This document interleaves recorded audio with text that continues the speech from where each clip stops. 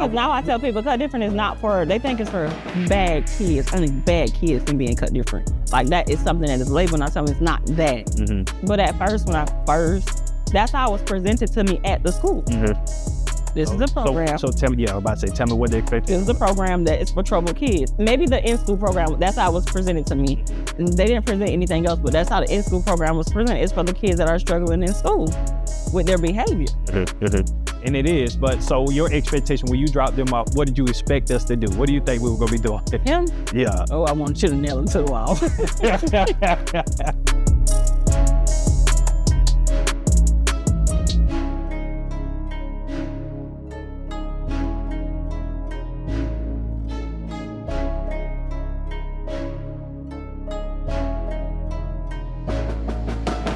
Welcome world, welcome family to another episode of the EL2A Podcast. I'm your host, Damon Gilmore Jr. To right here, I got Mr. Military Man, it's my Chronicle. How you feeling today, brother? Delightful.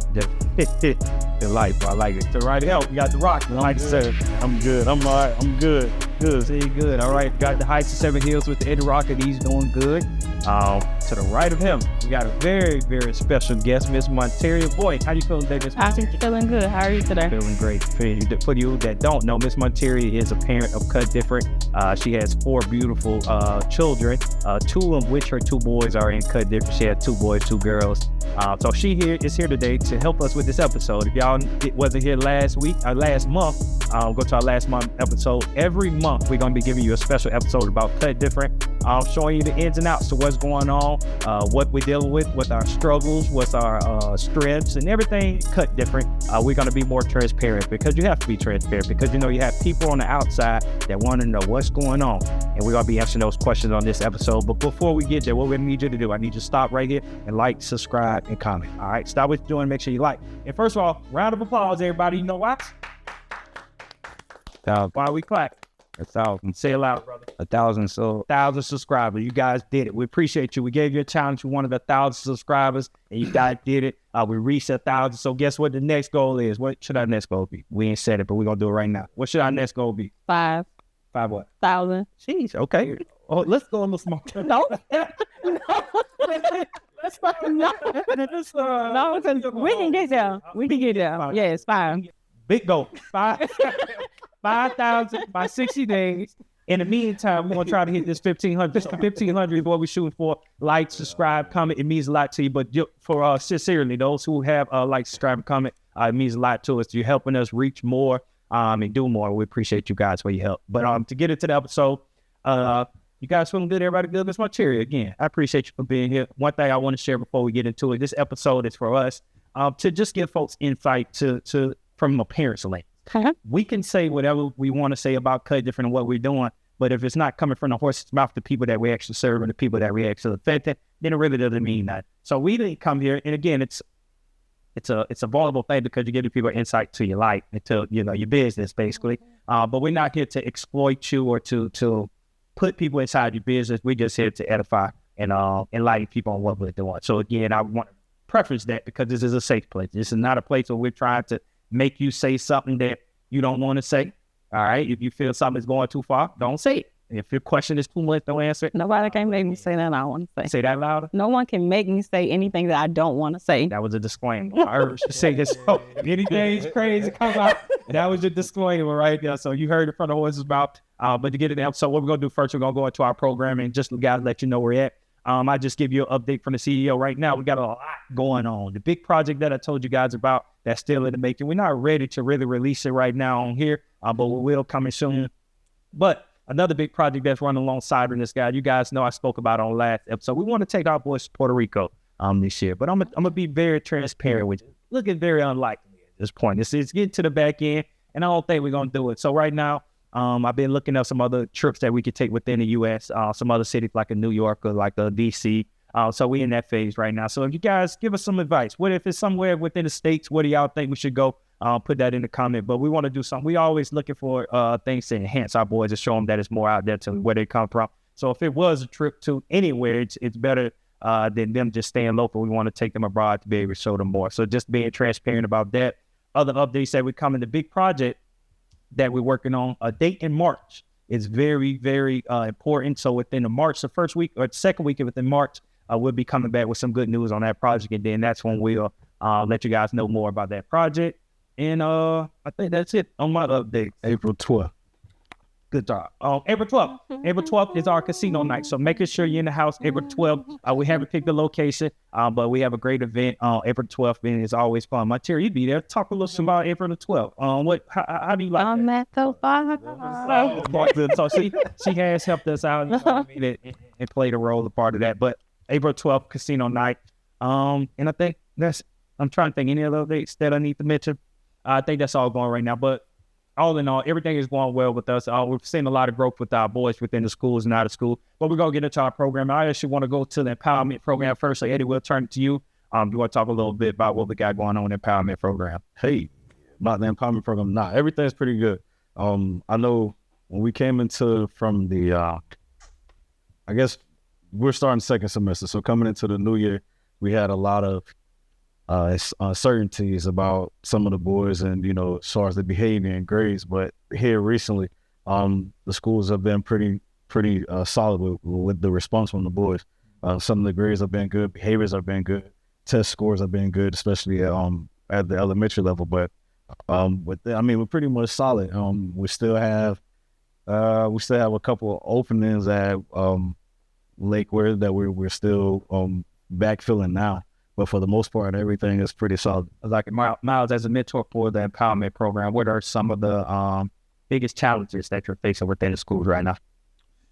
I would say biggest challenges right now is helping to strike that balance between mentoring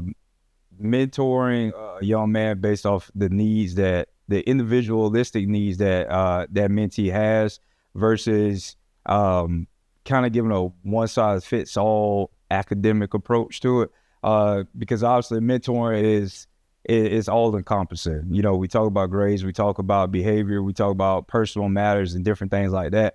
But the trick to mentoring is not to lean too far in one realm for too long. It has to be dynamic, versatile to the needs of the child. But here recently, I would say that there has been a huge push to focus a lot on the testing that we know is important in the schools. We know those test scores impact so much of those schools, the teachers, everybody from top down. So obviously we want to make sure that we're honoring that call to action to encourage the kids to do well on tests and everything. But we can't forget the different battles that some of these mentees that we have deal with every single day. Is there with them before they walk into the school doors and is waiting there for them the moment they walk out of those school doors. So we have to be mindful and address all those issues. Yeah, and I want to even to your point, you may be saying what I'm going to say. I want to kind of highlight that because so a lot of you understand that within a school setting that a lot of kids are dealing with different things. So, within our team meetings, you guys bring back and say, this just happened to this kid, or in our group chat, this, there's so many things on a daily basis that come against. If you could just think of one, just to show people like what challenges these kids are coming up when they have to go into the school and sit in front of a piece of paper to take a test, how difficult that is when they have to deal with, example, something, what can you enlighten them on a situation like that? Yeah, I'm about to say, so to piggyback off what Miles said, the one situation, we had a kid that had a loss in the family. All right, so we're wanting, or the school is wanting to push grades and these test scores, not understanding that this kid is dealing with a loss of a family member at home. So as we should and as we want to encourage this young man to do well on this test, he's dealing with something way deeper than that test at that very moment. And regardless of if he comes to school in that sorrow, dealing with that grief, that test is not going to matter, no matter what. So if we can't do what we need to do or what we do and encourage this man as a young man, as a support system to get him to understand, the things that mentor is supposed to get him to understand, that score is not going to matter. And a lot of times I think that get misconstrued as far as who we are and the uniqueness about our group, about our organization in comparison to these other organizations and about the things that these other organizations do. Well, we're not them. We're not trying to be them. We're cut different for a reason, that we would like to be able to get the young man to understand who they are and what they're dealing with, in hopes to get these kids to perform better in school and on these tests. Yeah, I would say two examples. One young man, he lost his father at the very beginning of the school year, but because of how and this mentee and I, this is our second year being together as a duo. So I learned a lot about him in the previous year going to this year, and so to have that connection between us while he's dealing with, something as big as losing a parent, and to see now his test scores, he's constantly in the top percentiles of performing at the school. And it just goes to show that if you have someone to help alleviate those issues, or that, that noise of all just life happening, if we can help eliminate that noise, it makes it easier for them to show up and to perform. I have another young man right now who unfortunately is dealing with the potential loss of his grandmother with a terminal illness. And, most of the time when we meet now, it's just giving him perspective. When you have a kid straight up coming to you, he's like, Mr. Miles, life ain't fair. I've already lost a parent. Now I'm getting ready to lose a grandparent. And they're trying to navigate this type of stuff. And the last thing, I'm going to do in that situation is bring up a test, because then that just removes the warmth that child is seeking in that moment. And so, we just got to be very mindful with that balance that we have to strike. Yeah. And that made me think about back to when our boys over at Liberty last year, maybe 2 years ago, whenever he was there. Even some simple as, man, I couldn't even get no sleep tonight because everybody always arguing up in my house. My mama mad, my brother no smoking weed in the house, and I can't get no rest. So I'm up all night. So when I get, I be tired. I be going to sleep. So it's ain't simple like that people don't understand. But that conversation, that perspective that he able to get from you or from Eddie, from Rory, that can change a person's life. So that's important. And even going over to you, Monteria, I know, and we don't have to say your son's name. I'll let you, if you want to, you have to. But one of your boys was in the empowerment program. So you had the opportunity to experience that program. And I know you had to lean into mentor from time to time. So from a parent perspective, how has your son being a part of the empowerment program when he was at the school he was at, how did that help you? How did that assist you? It assisted a lot because when he was there, that was a lot of his troubles there, or he had been there for so long. It's always get a phone call and they're like, DeMarcus just did such and such and whatever, and you need to come get him. And I get there and I'm so mad at him. And I was taught by Kut Different, listen, because sometimes when they're so used to a child being a certain type of way, because his first year he was a certain type of way, Kut Different came in. So when he got to his second year there, he wanted to change, but they still label him as that first year person. So it was always, he did this and he really didn't per se do it, but I was always there like yelling and fussing, and Kut Different would come in, just like give it a second and just listen. To a point where I'm going to always run for you, right or wrong, and if it's wrong, we're going to figure out what you did wrong and try to fix it. So they helped out a lot when it came to that, because I'll be on the phone like, boy, I'm finna come tell your behind though, because it makes no sense for the school to call me. But then when I get to the school, such and such said to me, throw up this gang sign or whatever, we're going to bring up a conversation. She told you to do that? And now you're sitting in the office, finna get suspended for doing that? Yeah. So it's stuff like that. Like Kut Different come to me like, okay, fall back a little bit. Let's have this conversation with him. Let him explain his side of the story. That's something that I had to start doing when meeting you guys. I never wanted to hear your side. So I guess to give more context behind what she's saying, it was that example in itself. He was told by a staff member to, what's that sign you're throwing up? I heard, or I seen something or something. She basically told him to do it. In the office, when he did exactly what she told him to do, oh, now that's a gang sign. I was about to write you up. Oh, you just told this young man to do this in that moment. And now you're charging him basically off what you just told him to do right in front of him. That's not, no, let's reevaluate the situation, because apparently whatever you heard he had done up until this point, you never really seen him. It was all he say, she say, but you ask him to do something and he does it. And now you want to hold him, to the fire for what you told him to do. And I think when as far as the empowerment program, to Monteria's point, is we get to be those advocates. And when I say advocates, if a kid wrong, you wrong. Plenty of times when they said, hey, nah, we did that. When right is right and wrong is wrong. But at the end of the day, we're, as mentors and been in the schools, we're able to really be that bridge between the misunderstanding between the parents and the school. And that's what I love about the empowerment program, because there are moments where it can be vice versa, where the parent is the one that's not understanding what the school is trying to get across.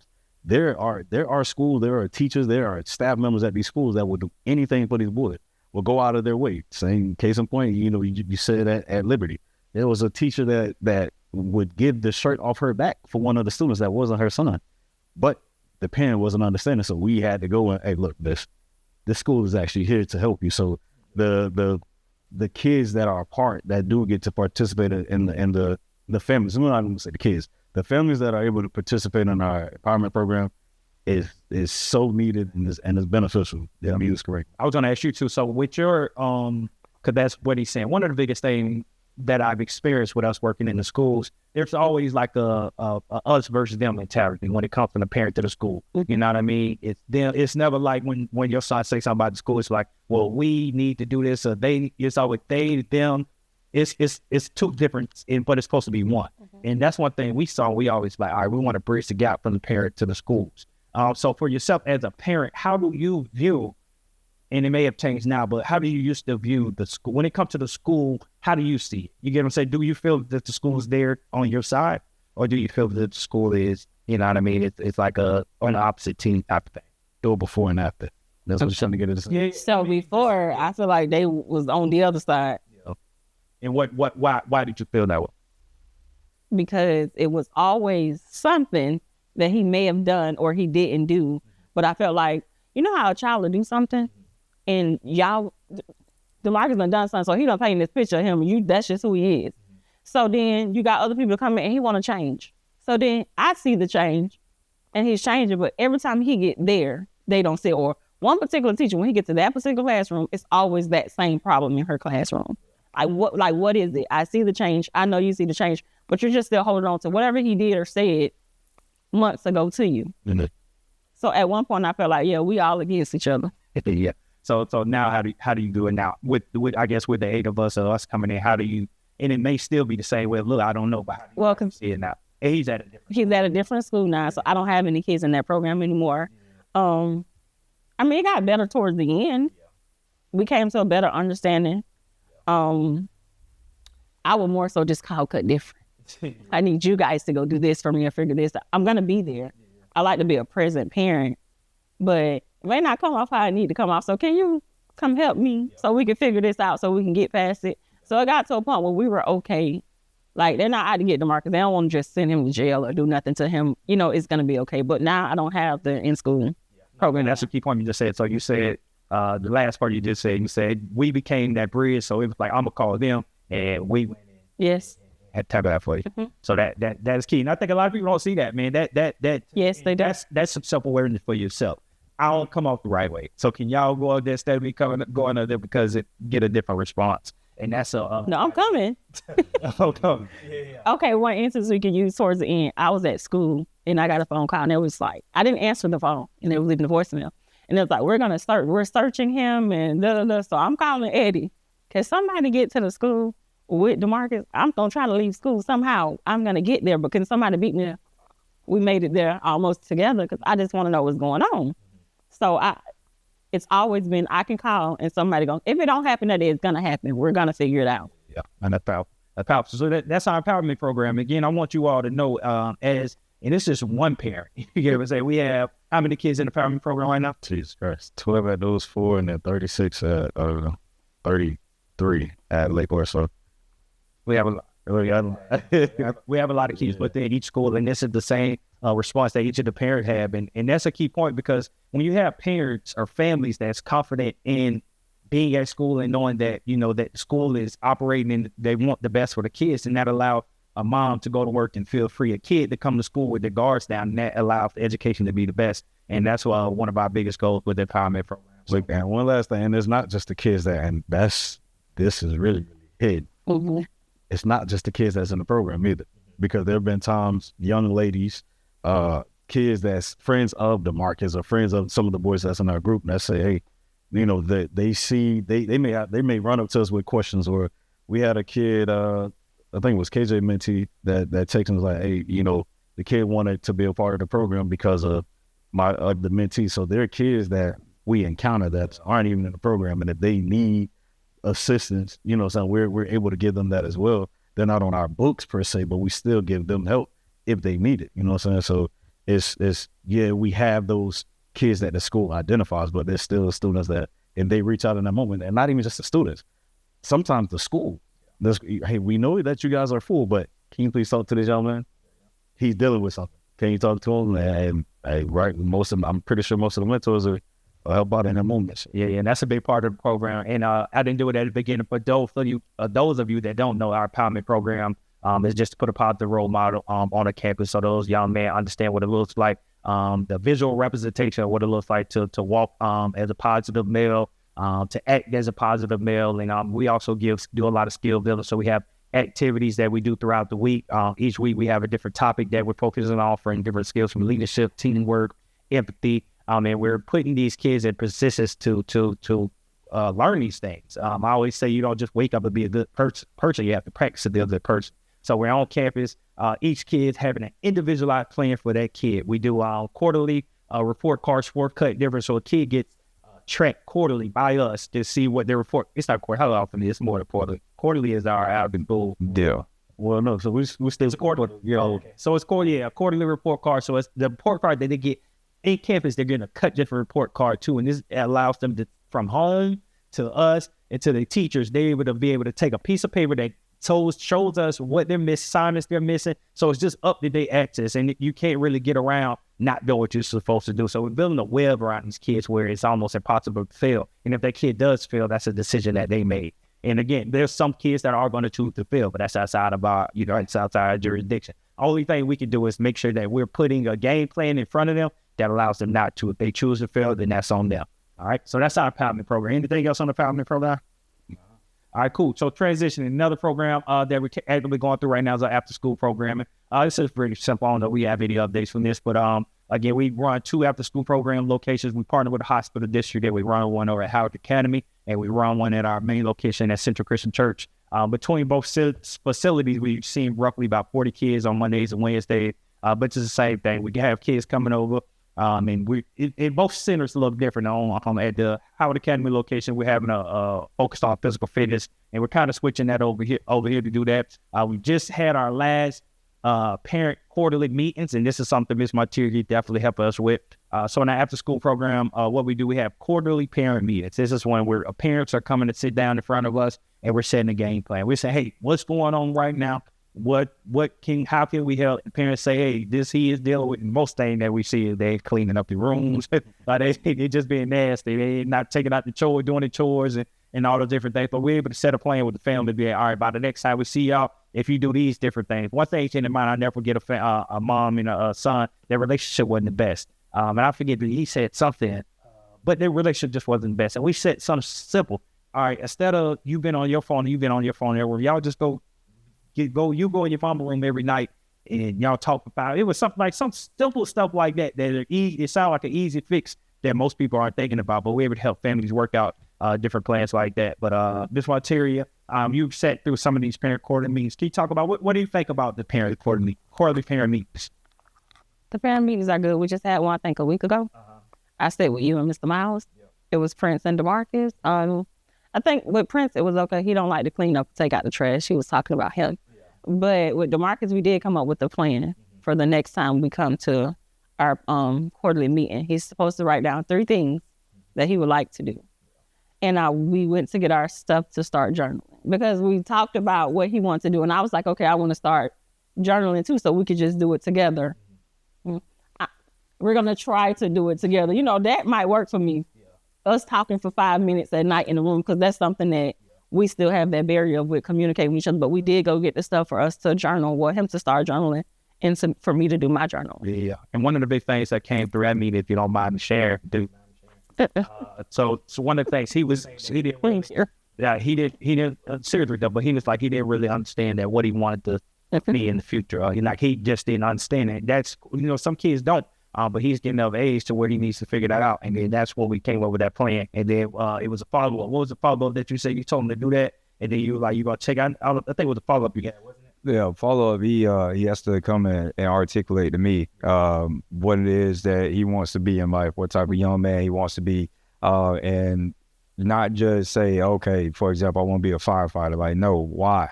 Why is it being a firefighter? What is it that going to do for your family, for the community? What are the reasons that you've outlined to me? How does that occupation basically coincides with the man that you want to be, and really make sense of it and lay out that roadmap for yourself, so that, you know, it's so hard for a young man to get pushed to the wayside if he knows his path. If he has a tried and true direction in life, he can block out a lot of that other noise, because he knows that, okay, either this is going to push me closer to that man that I'm envisioning, that I put down in my journal, that I share with my mom, with my mentor, or is it pulling me further away? And that's when now it's on that young man to make those important decisions in his life about understanding what feeds into who they truly are, or what's detracting from that light that we all been blessed with. So that's the follow-up. But I'm glad that y'all got the material and that y'all, you know, working on doing it together. I do think that would be, you know, extremely beneficial to do it together, even with just probing questions, you know, additional questions that as he's writing it down, just so that he gets a true sense of what it is he's, you know, striving to be in life. And the more questions, the better, because then now he's able to take his responses and put it up against his current actions and mentalities. And he can examine himself. And anytime you get a man to the point where he's willing to examine himself, you won, because now he's never really going to do certain things that's going to really cause him to be someone else. He's going to stumble, he's going to trip, he's going to make mistakes, but ultimately he's going to be fixed to that path, because now he's examining himself. And but the cool thing about it, with the quarterly meetings, at first, they kind of seemed, because we sat down, we was in a meeting, and it was like, we need to do it. And at first, for me, it was like, how's this going to be beneficial? But then when you look at it, you have the family dynamics of, you know, you have somebody that you work a lot, you know what I'm saying? So when you have a family, a parent that's working a lot, there may be times that they can't sit down at home. Not that she doesn't want to, but it's, you know, that parent may not have the time. But when we set that time aside, somebody that works, that really wants to, they're able to come in there and in that moment do it, because you do have some of the parents that they have all the time in the world, but that don't mean they go sit down with their child and speak to them, but they still come, and we're able to help playing that, like you say, playing that seed in their head, to where now everybody's on the same page. And especially when you get some of those families where you might ask the young man what you want to be, and then the kid may not know, and then you ask the mom, okay, well, what do you want your son to be? And she don't know what she wanted her son to be either. And I was like, okay, this is for the both of you at this point. Now we're trying to enhance the whole family dynamics. So that's a cool aspect of it. But then also with some of those, we have so many boys that we see, some of the parents we don't see on a day-to-day basis. You know, we don't, they're not as familiar with us, and vice versa. And then you get in that meeting, the case in point, man, Mr. Rory, we had a young man in there, and we found out that he's the only young man in the family. Well, she had an older son that moved out, but she had, like, right now in the household, he's the only boy in the household. I think she said she had 7, so maybe it's 6 girls here. But we were afraid to be tough on them, because it's like, okay, well, is it, we didn't know what it was. But then in that meeting, the parent, she expressed that, no, because I think Mr. Rory posed the question, like, what do you want from us? And she said, we want, like, I want him to be around more men. I want him to be held accountable. So I was like, oh, for me at that point, I'm like, I'm glad you said that, because I was afraid to be tough on him because I didn't know what was happening at home. But now we're able to be on the same page. So now that you're here and you're telling us that you want us to be, you know, hold them accountable and be stern with them, now we can provide that. We always could have, we just didn't know. So those quarterly meetings, those really help out for everybody to be on the same page.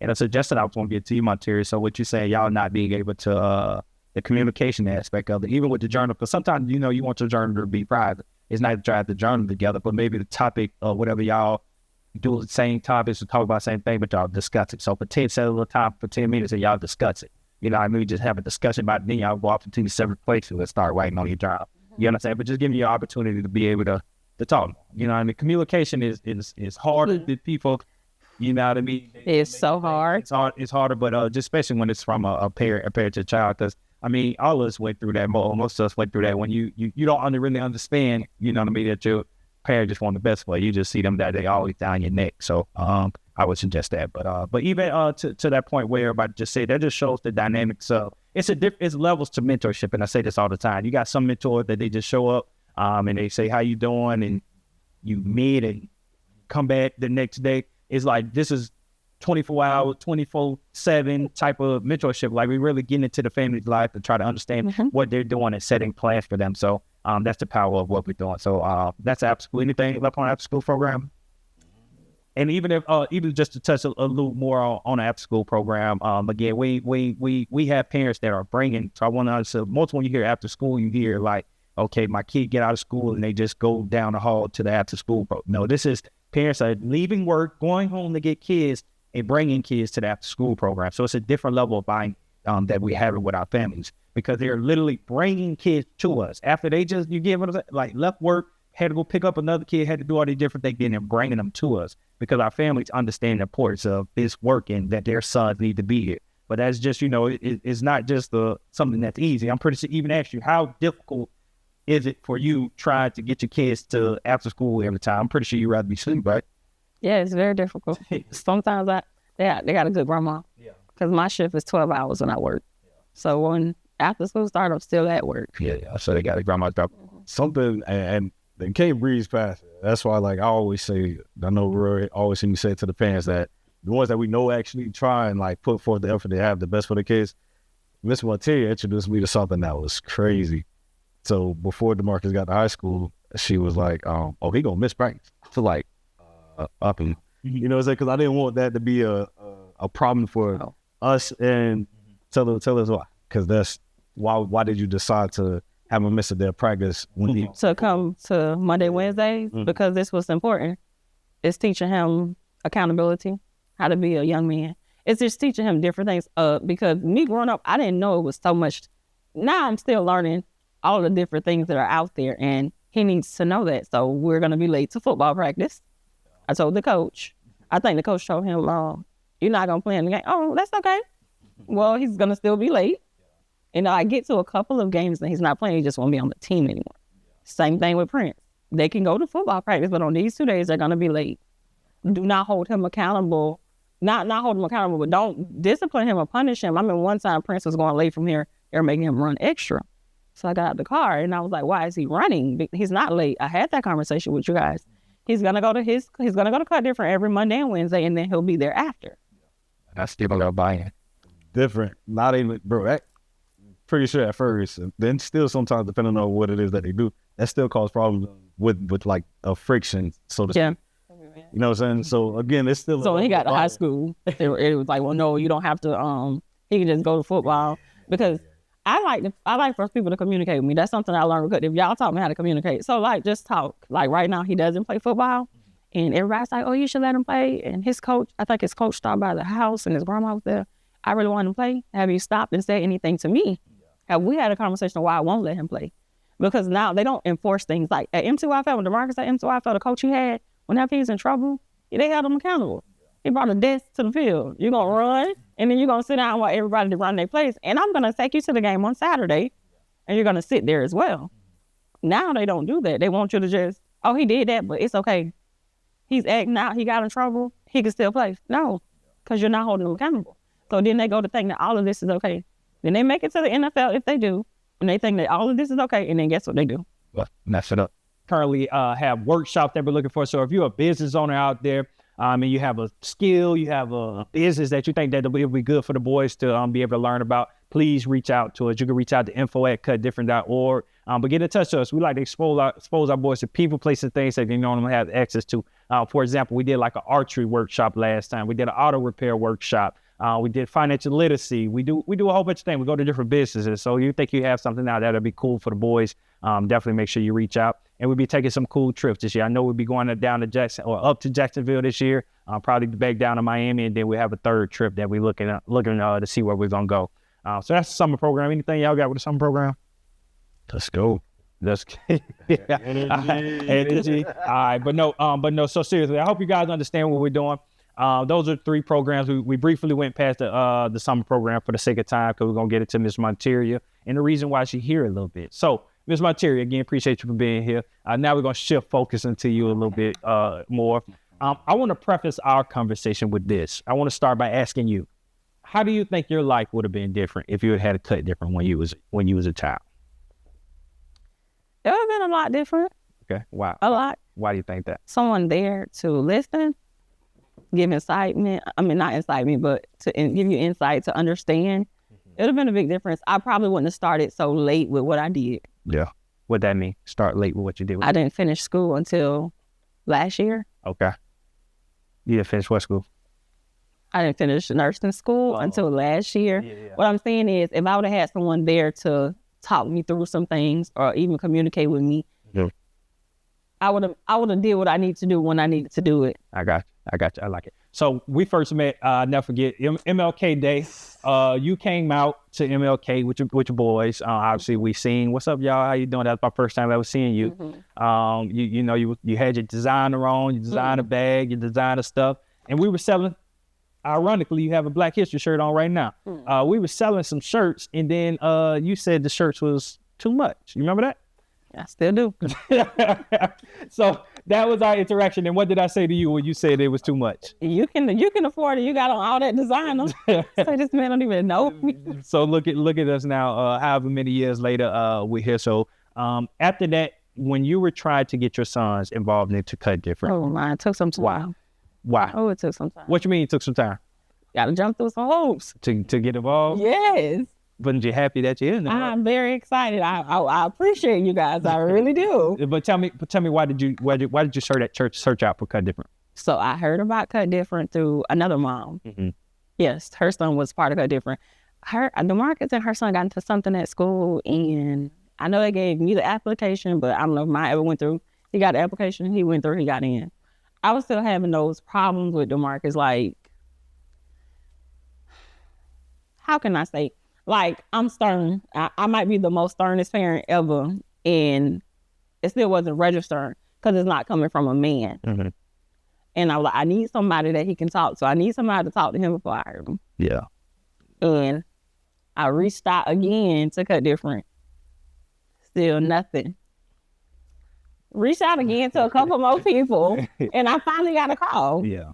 And I got the phone call, and I think it was Mr. Eddie that I got the call from. And he told me I needed to write a letter. And I'm like, write a letter's not too much. But he write a letter, and we met here. So I came here. I brought DeMarcus with me.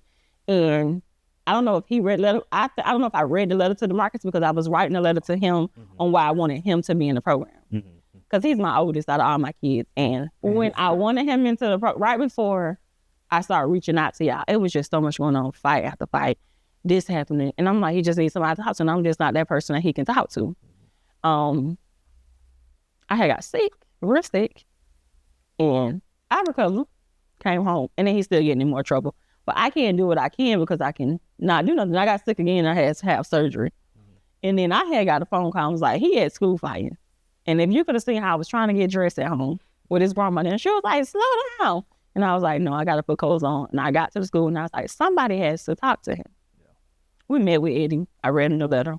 We had the conversation, and we've been here ever since. I ain't gonna say it's been the best ride. Yeah. But it's not a ride that I want to get off of. I'm okay with taking it. Because sometimes we good. And a lot of times we bad. That's real. And he's still learning, I'm gonna say, figuring out. But I know that it's something. Like with me, DeMarcus always revert back to, you had me when you was such and such age. And he's coming up on that age. Yeah. So I was young. And I feel like this generation now, they want to be their kids' friend. I don't want to be your friend. I really want to be your mom. Yeah.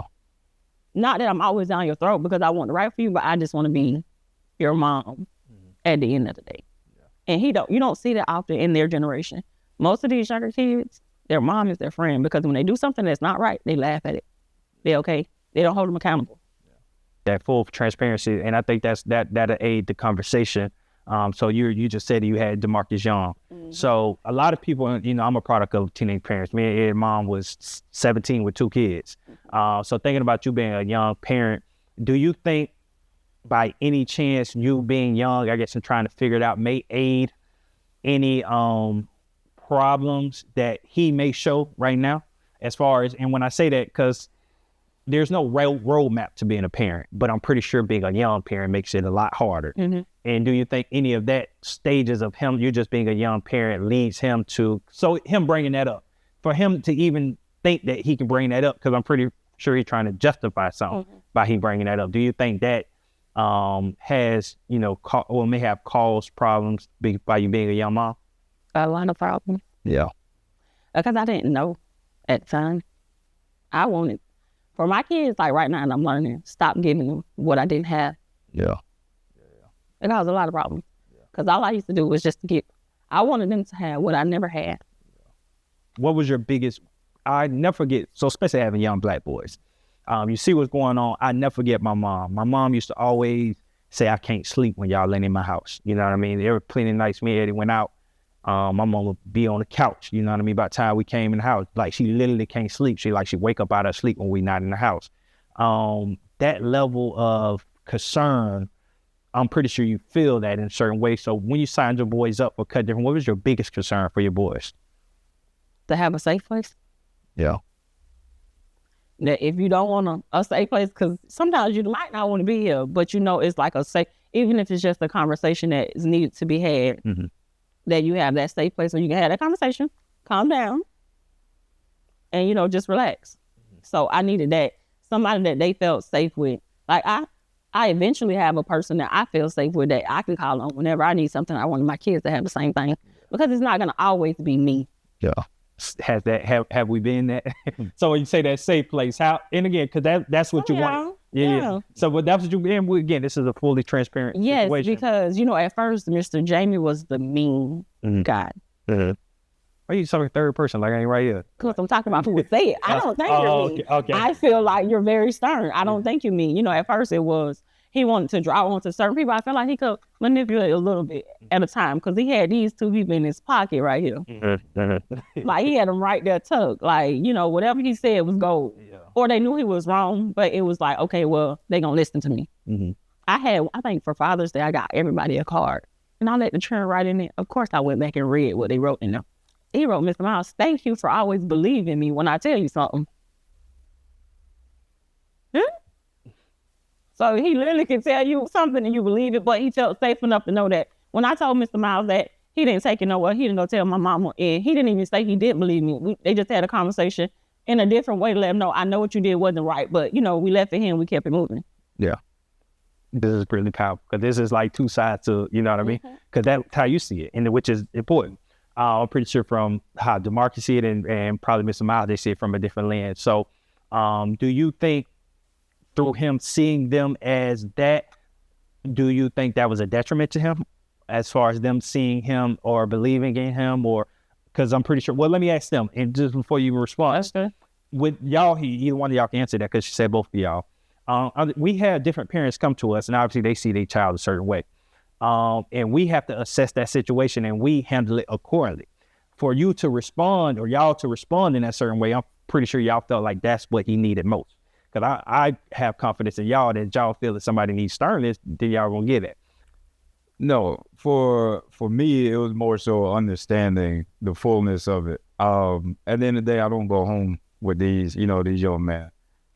So I'm not quick to react either way. Whether a parent come and tell me something or a child comes and tell me something, I have to give it time to actually understand what's actually happening or what's going on. During that particular time, that's when DeMarcus, he let me put it this way. Sometimes he felt as though I didn't see certain things. Just because I see something doesn't mean I'm always going to respond to it. Because especially with kids, if it's every time it's like nitpick or certain things, now that child just doesn't tell you anything. So it's more so, and DeMarcus can quote me on this. Now, one time has he ever told me something and I didn't let him, or I let him just have a free pass? Like, oh, it's just okay. You're just a young man. You know, that's still wrong. And the one thing I'll always bring back is how what you're doing, how is it impacting your mom? How is it impacting your family system, your structure? And it's my thing to get him. I can tell you all day you're wrong. I can get loud. I can yell. I can do all these things. But what's actually going to make you change? At some point, you got to understand that what it is you're doing is hurting people that's closest to you.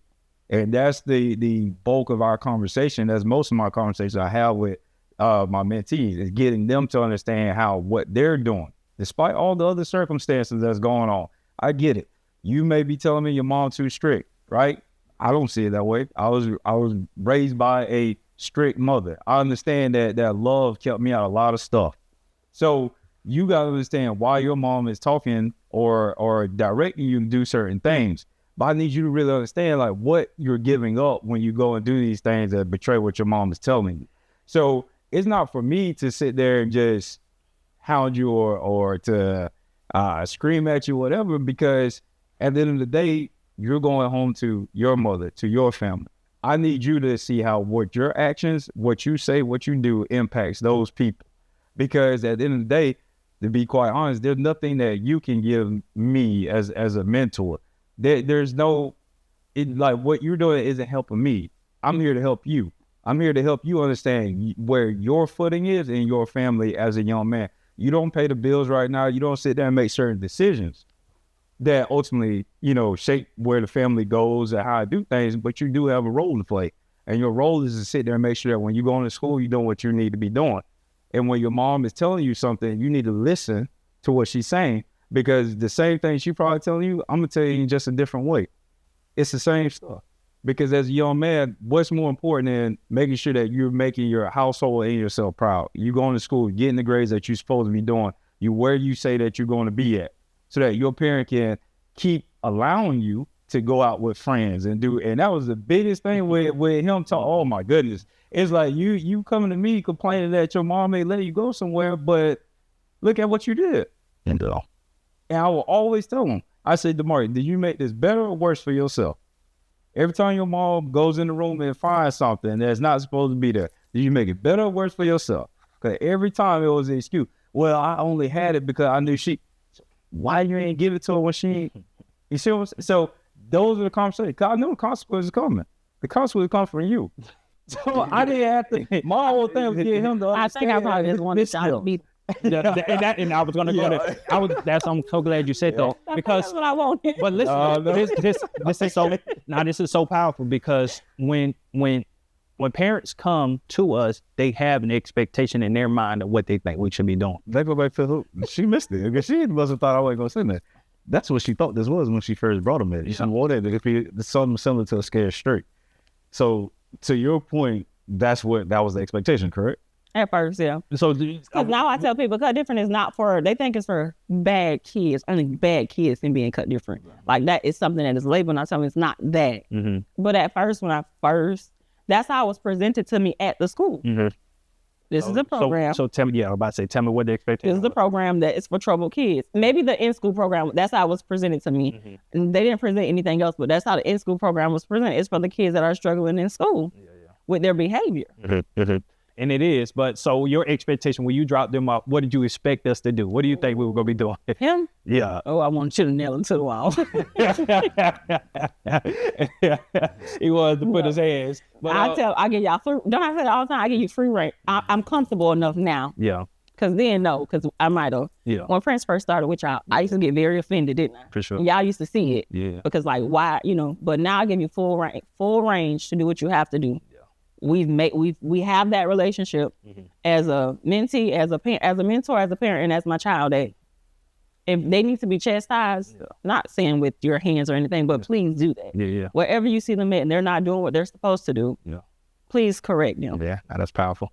And another thing I want to ask you, so what is the biggest, so from that moment of bringing on out, and a lot of this conversation we talk about, Marcus, Prince is there. What are some of the biggest changes you've seen in your boys? Like when you think about just from the time you signed them up, what are some of the changes? And again, Like I know you just said everything ain't peaches and creams, but just if you can highlight some changes that you've seen in your boys amongst their time with us, what would you say that is? With DeMarcus, we just be on a roller coaster. Yeah. Cause he's an incredible young man. He can really he has so much potential. Mm-hmm. I don't know if sometimes I don't know what it be that I just ain't gonna do right and I just wanna do this. But I love his he is very y'all finna make me cry. Take your time. Prince, I'm gonna go back to DeMarcus. Okay. Prince, I love that he knows how to communicate better than I. Like that was my biggest things, and I know y'all seen that when he came here. I don't know if I babied him a lot. You did. Go ahead, but you did. But now he's out of his shell. He can communicate. I like bringing him to the communication class on the weekends because Prince struggles with speech in school. Mm-hmm. So with him doing that, it's made it so much better. So when he gets to middle school, he doesn't have to do speech anymore. So I can't say that has improved with him. He's more outgoing. DeMarcus has always been outgoing. He's just like, I don't know, that's my baby. So that's why I'll be mad with him. Yeah. Because come on, what are we doing? Yeah. He has so much potential. Yeah. And he shows it sometimes. Yeah. And then sometimes he just. That firstborn. Yeah. Now I get it. So when you think about is even thinking about, like you say, potential, a lot of boys have potential. And as a parent, when you see your child not reaching his full potential, how does that make you feel? Like as a parent, like knowing, like I know you can do better. I know I've taught you better and you're not reaching it. How does that make you feel as a parent? Like I feel. Yeah. Yeah. Yeah. And so you haven't feel, just to, let you know that.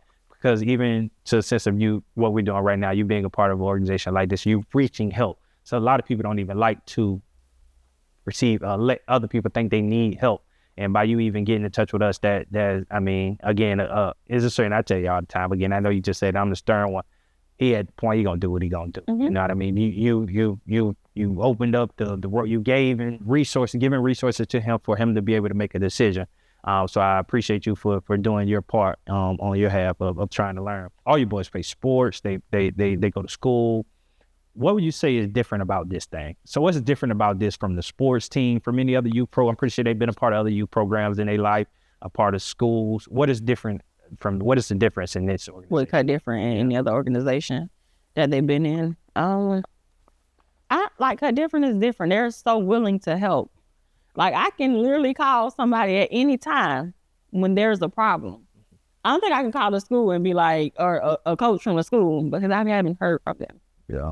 And say, I'm having this issue with DeMarcus. Can you have a conversation with him? Or whatever the case may be, I'm having this issue with Prince. Or, hey, can you help me to articulate this to them? Because I know it's not going to come off how I want it to come off. And I don't want it to sound that way. Yeah. It's been plenty of times. Tell me if I'm wrong, Eddie, with how I'm going to stay, whatever. Not right now. I'm just saying in general. I always say, tell me if I'm wrong. Because I'm not always right. Yeah. I like that. So y'all always there for them and me, because I be like, tell me how to say this because, or tell me just calm down and don't do this right now, because like it's just somebody's always there. Like that's my biggest thing. I tell you, I always want somebody in my corner. Good. Advocates for the parents as well. What makes maybe think about it, because I have a thing. I say education begins and ends at home. Like you say, you started early. A lot of stuff you probably had to figure out on your own. When I started early. Having a kid, you had a kid. You see what it sounded like? You had a child young. I started early. I had 3 kids before I was 21. So you started. So you had to figure a lot out as you go. So when you say education begins at home, what was your perspective of what a good parent is? Because I think some people I don't know. I won't even say in lie because I haven't had that. There we go. Getting somewhere. No. Honestly. And I'm saying this to say, and it takes a lot to say what you just said. A lot of people can't understand of what they're trying to show their kids because they never had an example of somebody to show it to them. Mm-hmm. You get what I'm saying? And if you're dealing with that, you coming a part of us and, being able to take away or something, because again, through all those years of trying to figure it out on your own, you would just trial and error, then you understood it wasn't working, and now you came up to that point. But I just feel like my next question would be about to make you cry even more. So come on. Come on. No, because I do. What I was going to ask you is the effect of you not having that parent in your life. How does that affect you? Because I'm pretty sure that still affects you to this day. I used to think it did, but I feel like it does. Yeah. With my mama, I am her parent. If it's easier said, no. I have to do everything for her. But she's my job.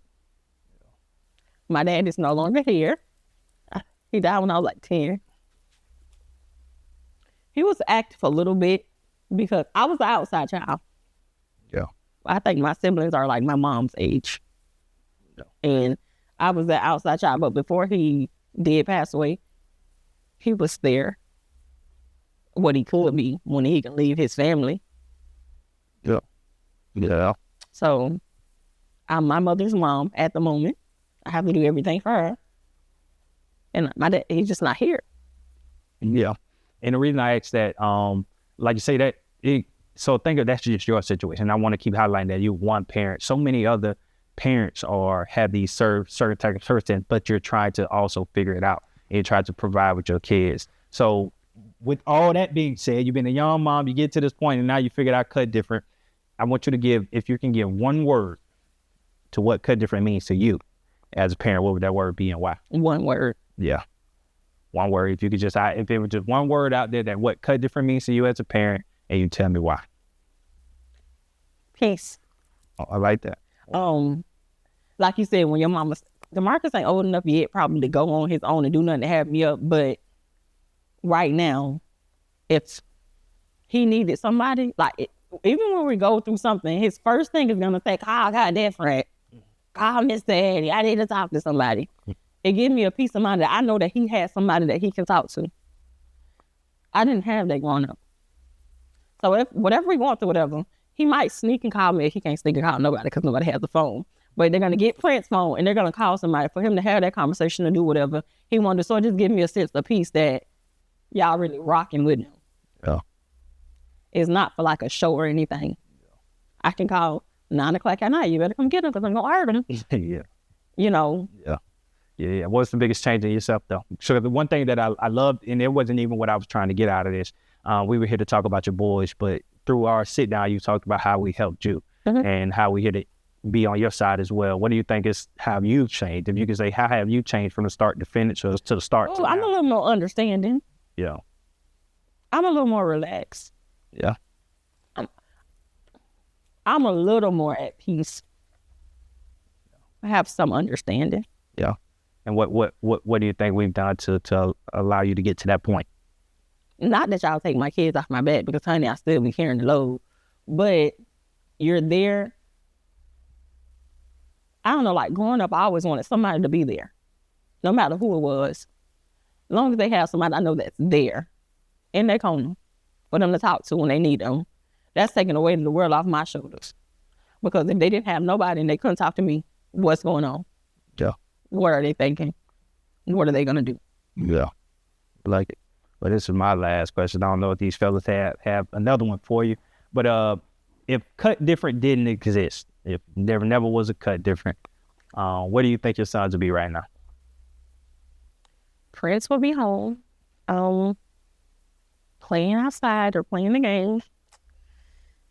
Oh, with DeMarcus, I don't even want to speak this. He'll be out there in that world. What they call them? But The YNs. Yeah. That's, yeah. Yeah. That will be him. He'll be in jail somewhere. Yeah. And we're going to be perfectly honest.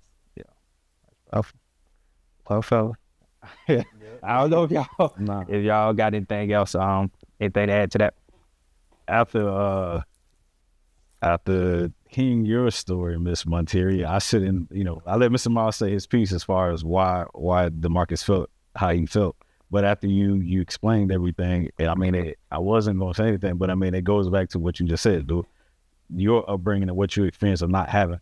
So in that moment of you coming here, we seen what we knew what was missing. I thank God for the organization that, you know, as we follow, you know, God is going to always lead us as who we are individually, but he's also leading our organization. You said yours is peace. Mine in regards to your family and what we show, it's always been love. You said, you know, your dad was here for a certain extent, you know, he was here for a certain period, and DeMarcus wasn't, so to speak, he didn't have that male role model, that male guidance. Jamie started it off by saying we had a teenage mom ourselves. So some of the dynamics, and I shared that with you, some of the dynamics that I've seen him show is his behaviors, his mannerisms.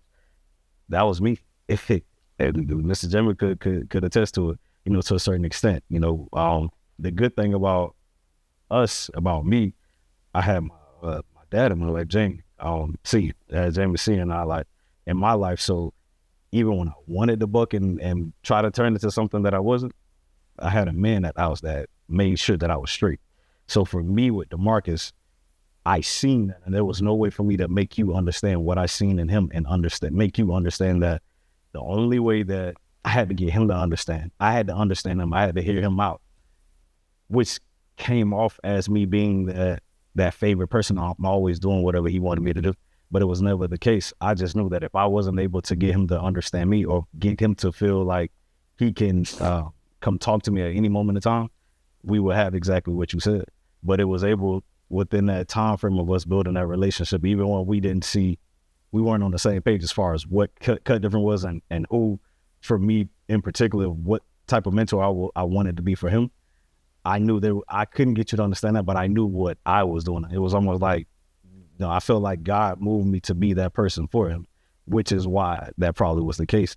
So again, going back to your story, as far as what you missed and what you didn't have, it's only right that we provide that for him in whatever manner that we can, whether that's being that best friend or being that father or being that person that like you. I mean, I told you I had to step back at a certain point and let Mr. Miles step in because it was rightfully so. I too felt as though he felt like I was letting him get away with everything. I stepped back for a reason. I stepped back because I knew at this point, so I got him as far as him being able to trust me. Now it's time for me to step on his neck whenever he's wrong. That's the dynamics of what we built. So at the end of the day, like you said, it was a whole thing of it's all out of love. Like you said, you can call us at any time. Hey, we coming. And he knew it. Whether that's at your house, whether that's at the school, whatever the case may be. And we gonna stand 10 toes down about him, whether he right or wrong, and we go try to go to bat for him. But I think everybody know that now. And so the other parents that see this podcast, the other parents that may not understand who we are and what we do, this is what it is. Yeah, take my tears away. This is what it is because we want to, that's the impact that we make. You know what I'm saying? We do it year round, but there are moments where there's certain young men that we encounter, there's certain families that we encounter where we're able to build that relationship, that bridge, that village. And that's basically what you're saying. When you have a village around you to come and step in those moments that you can't, or those moments that you don't know what to say or what to do. Okay, well, let me talk to Mr. James. Let me talk to Mr. Miles. That's what we're here for. Does Miles got anything for reps? I would say overall, Miss Monterio, I do see a difference in you from the time that. What's that? No.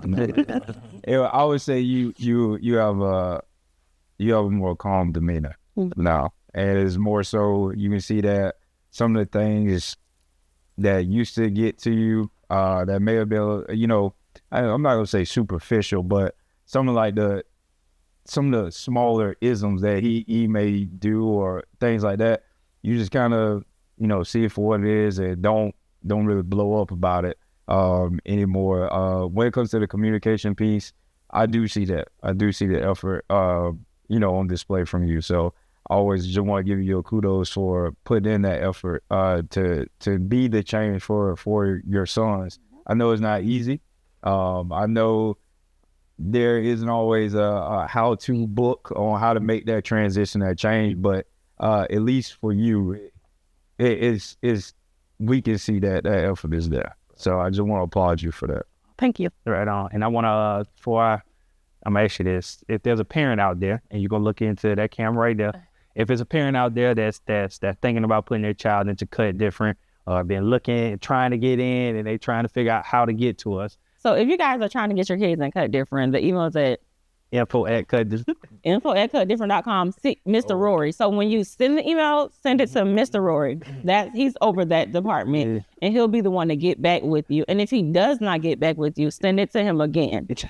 Reach out to all their social media. No, but you just send them an email, and Mr. Rory will get back with you. It's an awesome program. I think we're on 2 years. Oh, yeah. We're on 2 years. Plenty more to go. I feel like we built the family. For sure. But make sure you're doing but no, to your point, to give you flowers, definitely seen the change in you. Definitely see the commitment in you. Even when it comes to the organization, anything we need from you coming through, the change is more so is just, like he said, the calmer spirit. Like you're understanding that everything doesn't need you to go to 10. I don't need to be on 10. Not all the time. Right here at 0. Then you got to be but somewhere, not 10. I'm going to be at 0 because if I tell you like this and you don't get it like this, there's no other way I have to tell you. Right. It is what it is. You ask a question before you just used to tell us like, geez. Yeah, you just come in on 10. But it was cool though. It was for a reason though. You wanted the best for your child. And that's how you understood how to do it. You know what I mean? But we taught you. But it's important though, and it's important for people to see this, man. The dynamic that we built, the family that, you know what I mean, that comes from us just being able to learn more about each other and help each other. That's what it's created. Kut Different is a family. It's more than an organization. It's a family. We could create a support system for our parents and for these young boys to be able to succeed. And this is what it's about. This is just an example for you to see. Again, this is one parent out of all the boys that we have, but we was glad that you were able to sit down and see. You just get a little insight to something that some of the families are going to and how we're able to aid them. But this is a very powerful episode. I'm glad that you were able to come in and be honest. Not glad, I'm thankful. I'm thankful that you were able to come in and be honest and give us this time of your day. It really means a lot. And we enjoyed it. So stop what you're doing right now. Make sure you like, subscribe, and comment. If you like this material, you think her lashes look good, like the comment. If you think her hair look good, make sure you like. That's like, subscribe. You do everything. If you like it, like it. She'll see it. Put in the comments what you think about it. She'll see it, all right? But now we appreciate everybody for watching. Y'all got anything good? We're going to give this material to wrap it up for us. Y'all good? It's your time to shine. We get everybody to do it. You watch any of our podcasts before?